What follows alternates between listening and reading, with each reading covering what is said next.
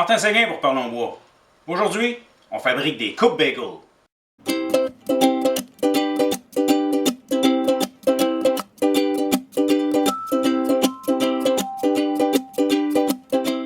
J'ai un ami qui m'a demandé un coupe bagel.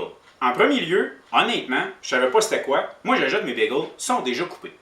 Petite recherche sur Internet m'a permis de voir qu'est-ce que ça avait de l'air, puis j'ai décidé d'en faire quelques-uns. Première chose que j'ai faite, c'est de me tailler un motif. J'ai utilisé du MDF, un quart. J'ai taillé une petite forme que je trouve correcte, sur lequel, de chaque côté, je vais venir appliquer un autre morceau de bois qui va tenir le bagel à sa place. Donc, j'ai besoin de me faire deux morceaux de cette forme-là à l'intérieur que je vais caper de deux autres morceaux d'un bois de différentes couleurs. On va essayer de faire beau. Avec l'autre motif. Entre les deux, et je vais faire un petit morceau de la couleur du bois extérieur dans le but de laisser une séparation pour que le couteau puisse passer. Pour faire mes modèles, j'ai utilisé ma scie à chantourner. J'ai pris un motif, j'ai identifié, j'ai fait des recherches exhaustives, j'ai appelé des gens pour savoir ça a quelle grosseur exacte un bagel. Pour identifier que ça a approximativement 10 cm. 4 pouces. Pour laisser de la place un peu, puis je me suis dit que des fois ils peuvent être plus gros que d'autres, j'ai fait un cercle ici qu'il y a dans sa diagonale 4 pouces et demi, 11 cm et des poussières. Ensuite, j'ai taillé l'autre morceau qui va venir par-dessus, identique. Et le tout est basé pour travailler avec des planches. Mon intérieur, ici, j'ai du pain, c'est ce que je vais utiliser. De 6 pouces de large approximativement. Pourquoi? C'est simple, c'est souvent de la planche que je suis capable de faire facilement sur ma dégauchisseuse. Quand je prends les plus grandes de mes planches, je peux dégauchir 6 pouces. Puis pour être honnête, j'ai exactement 5,75. Pour 6 pouces, en fait, il suffit de le multiplier par 2,5. Ça donne, 15 cm peut-être? Approximativement 15 cm de large. Bref, faites-vous un modèle, trouvez-vous un bagel, regardez qu'est-ce que ça donne. Et vous pouvez avoir le motif de boîte que vous allez pouvoir faire. Là, je vais dessiner simplement comme ceci. On va venir le coller dessus et je vais dessiner ma forme. Je vais probablement le tailler avec ma scie à chantourner. Ça pourrait facilement se faire avec une scie à ruban, avec une petite lame d'un quart. Extérieur à la ligne, parce que je les veux vraiment parfaits. Et si je les fais toutes avec lui, avec ma scie à chantourner, je ne suis pas certain d'être capable de toutes faire mes morceaux de bois identiques. Donc, je vais toutes les faire approximatifs et les finaliser avec ma table à toupie, avec un fer à équerrir. Les deux planches du centre ont une épaisseur de 3/4 de pouce, 19 mm. Les deux ensemble, plus mon séparateur dans le centre, devraient me donner justement l'épaisseur qu'un bagel devrait avoir, qui est approximativement de 4 cm. Donc, ça prend quand même de quoi qu'il y ait une certaine épaisseur pour faire justement le support à bagel.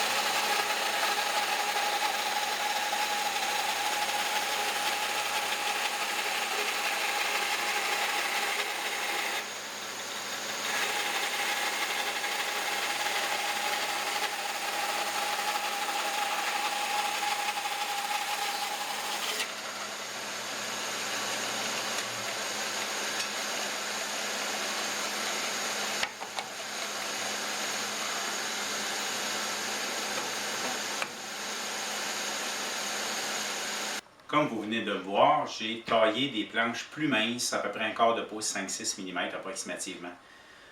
Pour les extérieurs, pour que ça soit plus beau. Un beau bois de couleur qui va faire différent avec le bois à l'intérieur qui est du simple pin. Et là, ben, je dois tout amincir ça. Je vais tout le sabler parce que c'est trop court pour passer dans le planeur. Dans un planeur, la plupart du temps, c'est environ 30 cm de long ou 12 pouces. Plus petit que ça nous prend une autre méthode. Et c'est là que la sableuse à tambour est bien pratique. Puis vu que c'est un bois exotique, c'est pour ça que je porte un masque.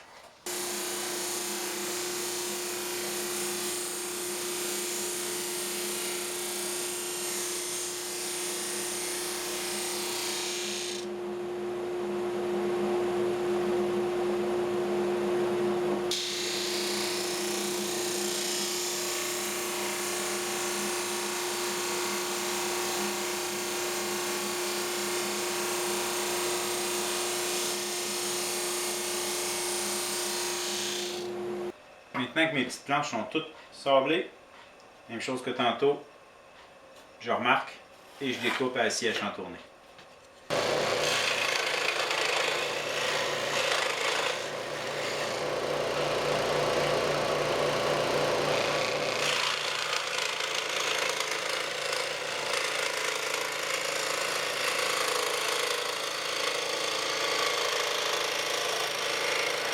À l'aide d'un ruban double face, j'ai collé mon gabarit sur le morceau de bois. Et j'utilise un fer à copier, en fait, un fer avec un roulement, un bearing dessus. Et c'est le roulement qui accote sur le gabarit. C'est lui qui me permet de copier ma forme. Notez bien deux choses importantes. Je ne peux pas commencer par le bout de ma planche. J'ai fait l'erreur tantôt, là, je parle par expérience. Ça donne un coup. Et ça a cassé ici. J'ai perdu une pièce. Et on ne peut pas utiliser la pine de démarrage. On n'a aucun moyen de s'accoter dessus. Bref, j'utilise le guide. Je vais m'accoter sur le guide et je vais démarrer à l'intérieur de ma courbe.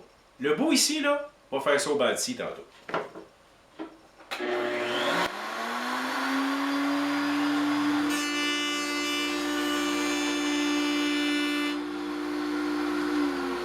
Là, je vais tasser le guide.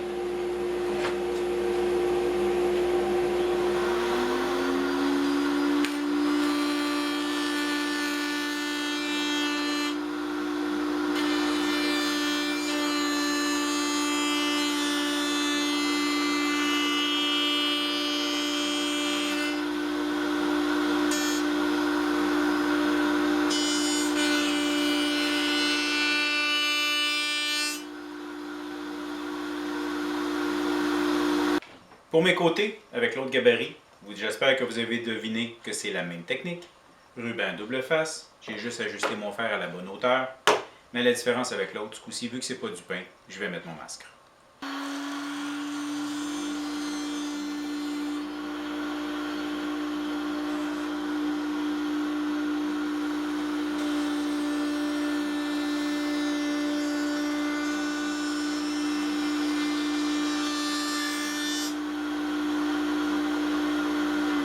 Je me suis taillé une petite lisière, à peu près d'1 pouce, 1 pouce et quart, ça dépend de la grandeur, de comment vous allez faire. Là. Identifiez la dimension que vous avez ici dans le bas. Je suis allé à moins parce que je veux que le couteau descende jusqu'aussi creux que ça. Et j'ai taillé ça au bantier, c'est mince, c'est petit. Le gripper est vraiment pratique dans ce temps-là. Donc, c'est simplement d'assembler, de mettre chacune des pièces ensemble. Et là, il faut tout coller ça ensemble. Au niveau sablage, je n'ai pas besoin de sabler mes pièces avant, elles sont quand même assez plates. Je vais plutôt faire un petit sablage après, les formes devraient être bonnes, les formes sont bien. Ça va te permettre d'égalir tout le tour pour améliorer un peu ce qui va être fait. Mais là, pour coller ça, c'est un petit challenge. Et, ben, je vous le dis tout de suite, je vais faire ça en privé. Je vais faire mes petites expériences, je vais apprendre ce qui ne va pas bien, et je vous reviens avec la bonne méthode. Ça y est, j'ai trouvé le plan. En mettant de la colle sur le plus petit des deux morceaux, donc l'intérieur, en m'arrangeant non plus pour pas que ça déborde, j'ai bien étendu. Et là, je mets ça en serre, comme ça, j'attends une demi-heure que ça pogne ensemble, je fais les deux côtés. J'en ai 4 de collés, Et j'étais en train de me préparer à faire les 4 autres, en fait. Quand je dis 4, c'est 4 côtés, parce que je fabrique 4 bagels, donc 8 côtés. Faut réfléchir quand on colle. Puis je vous ai dit tantôt que je vais vous revenir avec peut-être les erreurs, les choses à ne pas faire. Bien, collez-les pas tous les deux du même bord. J'ai même pas pensé que ça avait un impact. En fait, quand j'ai découvert ça tantôt, en panique, j'ai débarqué l'autre et j'ai été chanceux. J'ai pas vérifié quand j'ai collé. Fait que lui, il est sauvé. Naturellement, les deux suivants vont être sauvés. Mais là, j'ai un petit problème avec lui. Voyons voir qu'est-ce qu'on va faire. Ça se peut qu'il se ramasse dans le bac à brûler, mais bon. On continue. Bon, ben, je vais faire de la récupération. Le but, en fait, c'est de coller ça comme ça. OK? Là, ben, j'ai mes 2 morceaux erronés. Je vais les coller ensemble, puis je vais simplement couper les 2 bouts. Ça va faire un coupe bagel d'un modèle différent. C'est tout. Je vais probablement le vendre plus cher à cause de ça. Donc, ce qu'on fait, on a une petite languette qu'on a préparée et on vient la positionner où ce qu'on la veut. On met un peu de colle. Bon, j'aurais dû le mettre sur le morceau de bois. J'étais dans l'une. Je le mets là. Ça revient au même. OK? Mais là, il faut qu'on en mette des 2 bords. Je l'en mets de l'autre côté.